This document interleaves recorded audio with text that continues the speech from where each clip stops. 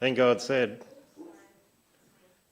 "Let us make humankind in our image, after our likeness, so they may rule over the fish of the sea and the birds of the air, over the cattle, over all the earth, and over all the creatures that move on the earth." God created humankind in his own image. In the image of God he created them, male and female he created them. God blessed them and said to them, "Be fruitful and multiply, fill the earth and subdue it. Rule over the fish of the sea and the birds of the air and every creature that moves on the ground." Then God said, "I now give you every seed-bearing plant on the face of the entire earth, and every tree that has fruit with seed in it. They will be yours for food. And to all the animals of the earth, and to every bird of the air, and to all the creatures that move on the ground, everything that has living breath in it, I give you every green plant for food." It was so. God saw all that he had made, and it was very good.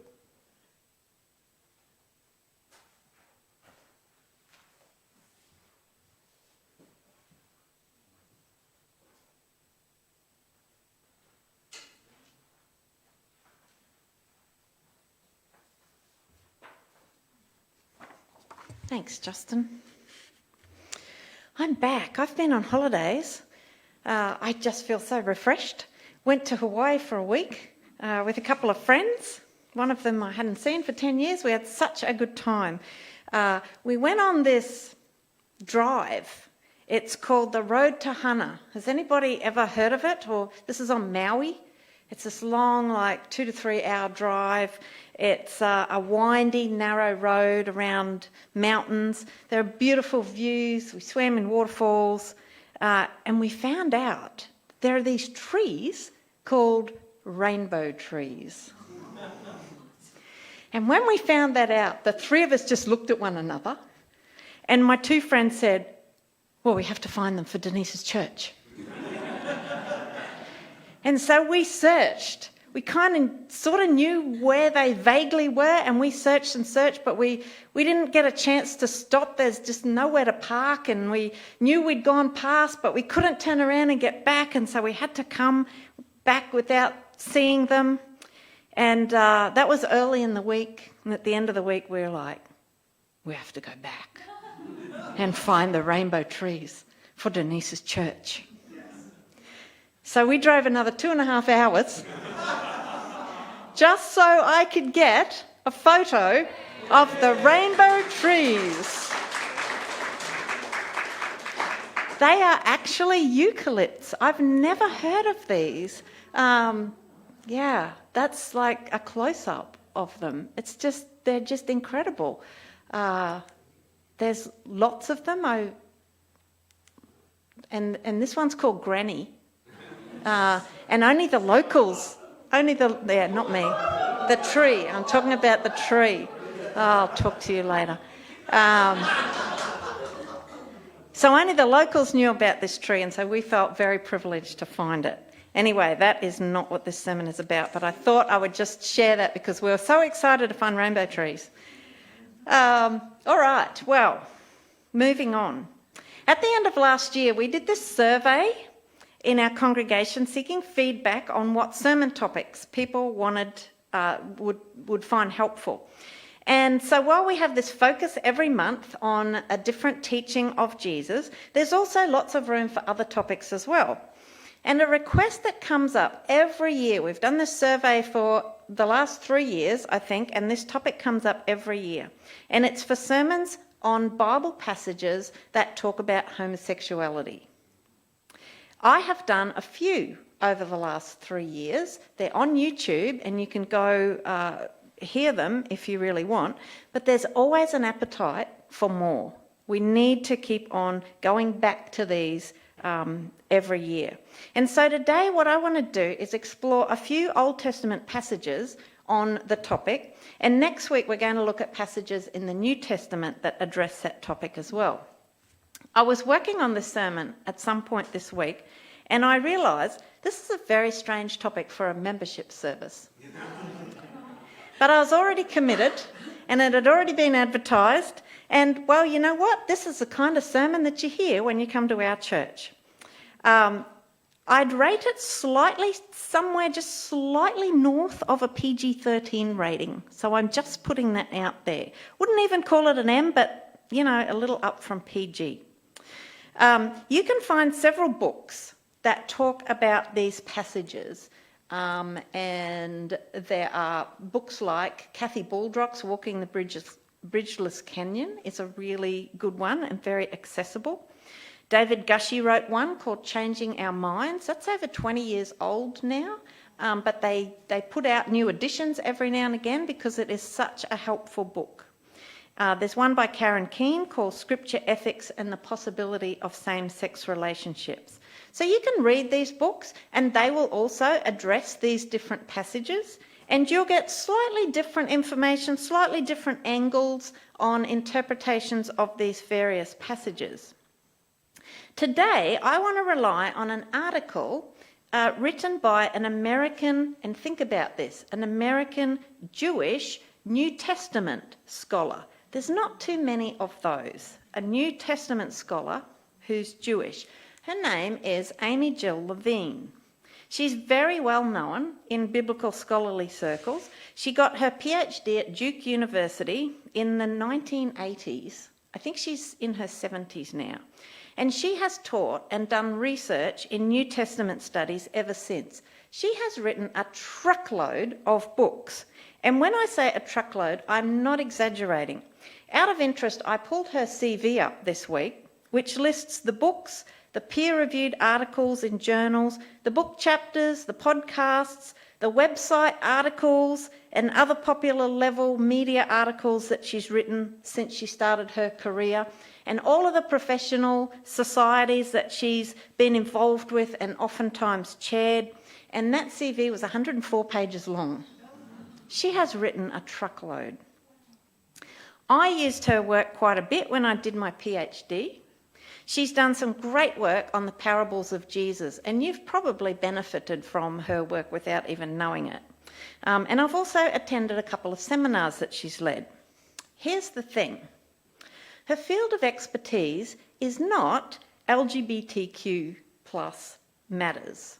It's biblical studies. That's what her field is. She writes commentaries on books of the Bible. She writes on the historical issues around Jesus' life and first century times. She writes a lot on the intersection between Judaism and Christianity. Importantly, I think, for this sermon, she is not a member of the LGBTQ community, and nor, as far as I know, does she have a child or a close loved one who is. I mention all of this to point out that this is a well-respected biblical scholar who can't be accused of pushing a pro-LGBT agenda for her own personal reasons. So when I stumbled across an article that she'd read for a LGBTQ Catholic website, I took notice. The article was titled, How to Read the Bible's Clobber Passages on Homosexuality. And over the next 2 weeks, all I'm really going to do is just summarise this article for you. And it's a lot of times I'm even using her words, throwing in a bit of my own and using some summaries as well. So today, I'm going to do the first half that goes through the Old Testament passages, and next Sunday I'm going to do the New Testament passages. And just FYI, Levine makes the point that she's aware that this article on gay and lesbian concerns doesn't address the specific concerns of trans or bisexual or any other queer people. To be honest, there's not really a whole lot of Bible passages that deal with those anyway, those letters of the alphabet.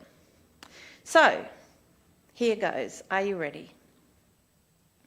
She says, the Christians who argue against churches being fully inclusive point to what are typically called the Clobber Passages, and these are them. There's Genesis 19, 1 to 38, Leviticus 18:22 and also 20:13. There's Romans 1:25 to 27. I spoke on that. That was one of the sermons the end of last year. There's 1 Corinthians 6:9 to 11. I've spoken on that one a year or two ago. 1 Timothy 1:9 to 10 and Jude 6 and 7. Sometimes people also refer to Genesis 1 and 2, and so I pulled a passage out of that for Justin to read to us today. So these interpreters, the ones who argue against churches being fully inclusive, often claim that the meaning of these texts is very clear. They show that even consensual same-sex relations are condemned by these passages. And in a couple of cases, they are probably right. Some of these passages do seem to condemn same-sex relations. But how to read and interpret and apply these Bible passages to our lives is just not as simple as ripping a verse out of its historical context and applying it like a band-aid onto our lives today.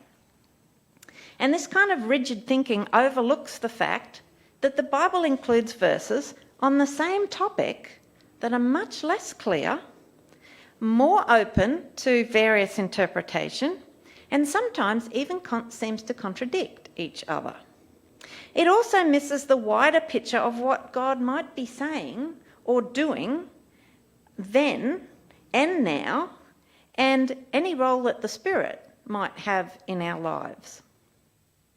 There are other Christians, other Christian interpreters, who want to support and advocate for LGBTQ+ people and their full inclusion in the church, and they go to the same verses and they offer a variety of different interpretations. For example, they might suggest some historical claims to show that the verses are not speaking about consensual same-sex relationships. For example, perhaps some of them are related to sexual activity with slaves or with children. For these interpreters, the end, which is full inclusion for LGBTQ Christians, justifies the means, which is sometimes creative historical claims for which there's actually little evidence. Usually missing in both cases, says AJ, is any humility. We don't know, and we cannot know what was in the minds of the authors and the editors of Genesis or Leviticus or the letters to the churches in the New Testament. We do not know, and we cannot know, how the first people to hear these words understood them. In many of the Clobber passages, we don't even know for certain what the text even refers to. So, let's have a look at some of the Old Testament passages. Genesis 1 and 2, probably one of the more familiar chapters and stories of the Bible that you may know even if you don't have a church background. God tells the males and the females created in the divine image to be fruitful and multiply. That's in Genesis 1:28. Some Christians will argue that this shows sex should be limited to heterosexual couples for the purpose of bearing children. Well, that argument fails on many levels. First, if we think about it, the point of that commandment is a yes to procreation, not a no to any particular variety of sexual act. In Genesis 1, God wanted the empty earth to be filled with teeming life, to be filled with humans and with other living creatures. That is the point. Second, this restrictive reading implies that heterosexual couples who are unable to conceive a child for whatever reason should not have sex. Third, the commandment was completed in Genesis 11 when we're told that humanity, following the fall of the Tower of Babel, filled the earth. So that's kind of done already. When we get to Genesis 2, we read the Eden story that's led to that oft-repeated phrase, I'm sure you've heard, God created Adam and Eve, not Adam and Steve. But God also created Steve. When we look at humankind, we see this incredible diversity in skin colour, in hair colour, in height, the shapes of our earlobes. There is diversity in that. It's not surprising that there would be diversity in sexuality.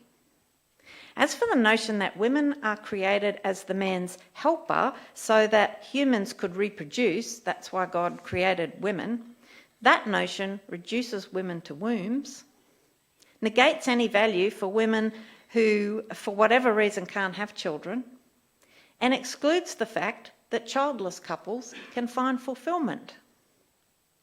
Marriage and childbearing can be terrific. A.J. Levine says she can speak from personal experience, and so can I. But they're not the only markers of a life abundant. Jesus never married, never had children. Paul states in 1 Corinthians 7 that it's better to remain unmarried, as he is, and that the Corinthians would do well to imitate him. So that's Genesis 1 and 2. Genesis 19. Hold on to your hats. This is the story of the destruction of the towns of Sodom and Gomorrah. And it has nothing to do with consensual sexual relations. The sins of Sodom are inhospitality, violent threats, and finally, attempted rape. In case this point isn't clear, Ezekiel, a prophet who wrote later, makes it so. Ezekiel 16:49 reads, "This was the sin of your sister Sodom. She did not support the poor and the needy." If Ezekiel's explanation isn't enough, we can turn to Judges 19. It's kind of a replay of Genesis 19. There are so many factors in common. In the first story, Genesis 19, these two strangers, who turn out to be angels, arrive in Sodom. And there, Abraham's nephew Lot offers them hospitality. Later that night, a mob made up of all the people, young and old, from every part of the city, shows up and surrounds the house. They demand that Lot hand over his guests so that they can have sex with them. It's a terrifying scene. Attempting to protect his guests, Lot offers the mob his 2 virgin daughters. Another horrific part of the story that I just have to unpack in some sermon sometime. But the mob ignores this offer and they start to break down the door. Well, short version, the angels rescue Lot and his household and God destroys the city. You can go read it for yourself if you want more details. In Judges 19, a Levite, one of the 12 tribes of Israel, and his concubine seek shelter in the Benjamite city of Gibeah, but no one welcomes them. Finally, a man from the tribe of Ephraim, like Lot, you see, he's a foreigner living in the city, he's from a different area. He sees these strangers sitting in the town square and he invites them to stay with him for the night. And now the Genesis replay.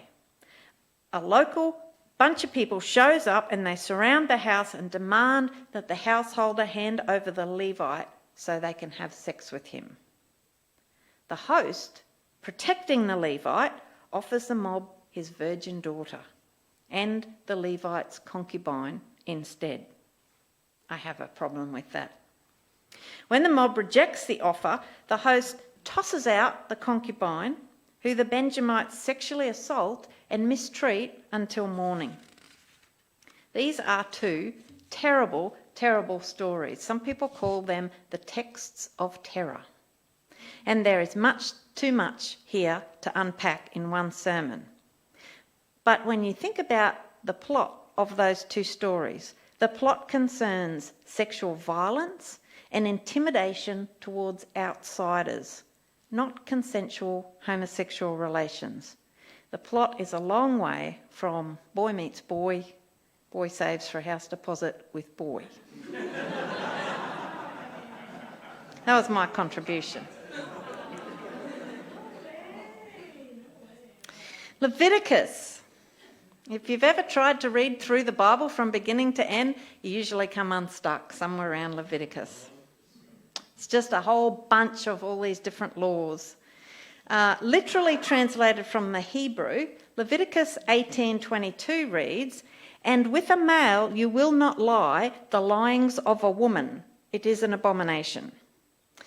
Leviticus 20:13 echoes that, but adds the death penalty as a punishment.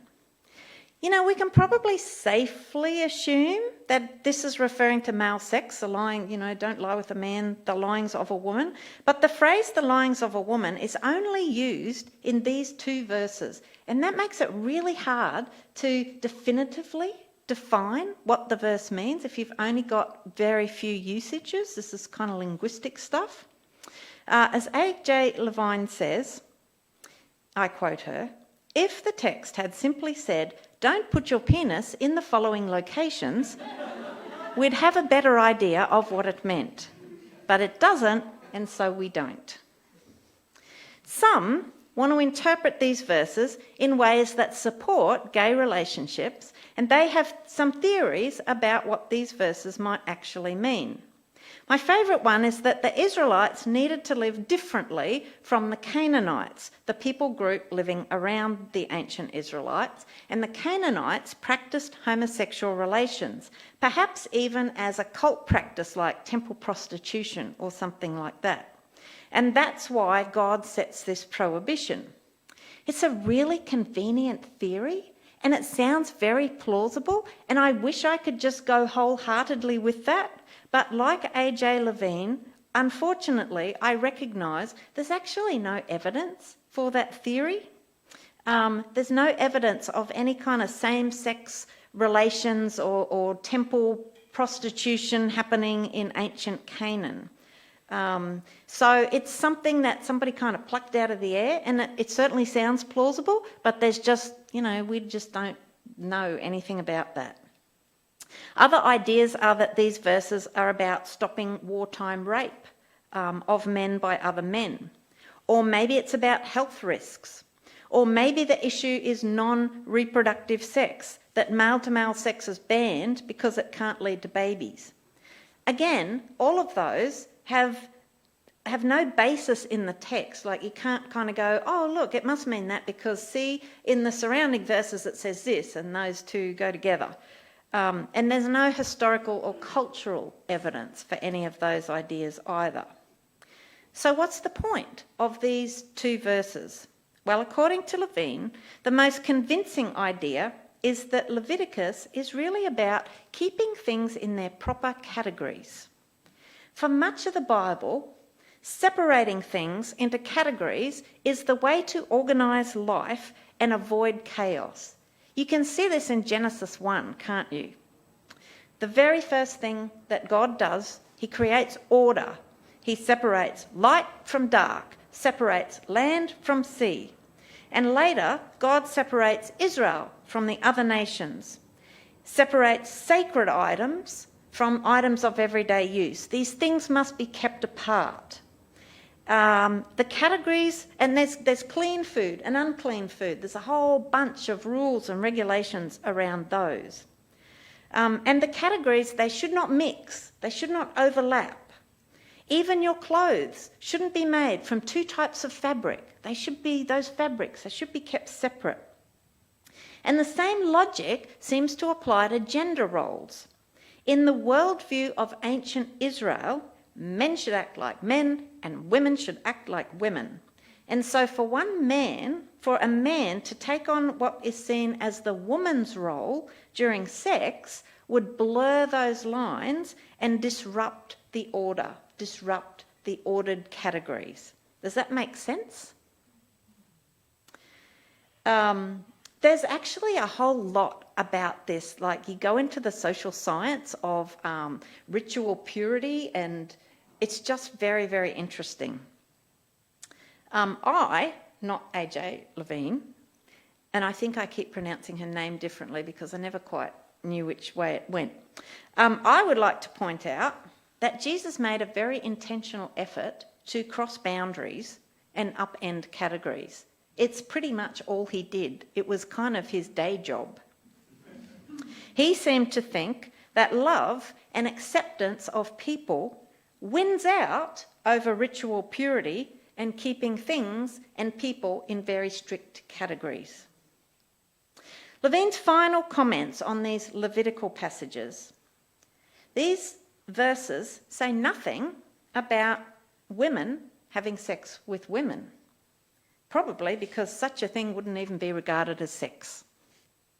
Our understanding of human sexuality has changed a lot over the last 2 millenniums. The instructions written in Leviticus are written specifically for people who are about to settle in ancient Israel. They are instructions on how one should live in the Holy Land, a land that needs to be separate from the rest of the land around it. These words are directed at Israelites, ancient Israelites, not non-Jews.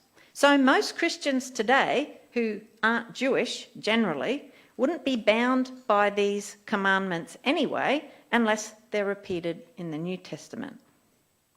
Fourthly, the verses appear in a section that talks a lot about incest and family relationships. So it's possible that these verses are even aimed at sexual activity between male family members. And finally, and this is an interesting point, if the main concern about these verses was actually gender roles, then modern same-sex relationships that don't mimic traditional husband and wife dynamics might not be a problem at all. In the end, these verses are complicated, they're culturally specific, then they're open to interpretation. They just don't offer a simple one-size-fits-all answer. So, that is what Amy Jill Levine has to say about those Old Testament Clobber passages. I hope you found those thought-provoking. If you want to talk to me later, unpack any more of that, feel free. Next week I'm going to summarise what she says about the New Testament passages and also just do a little bit more thinking about what one does with the Bible.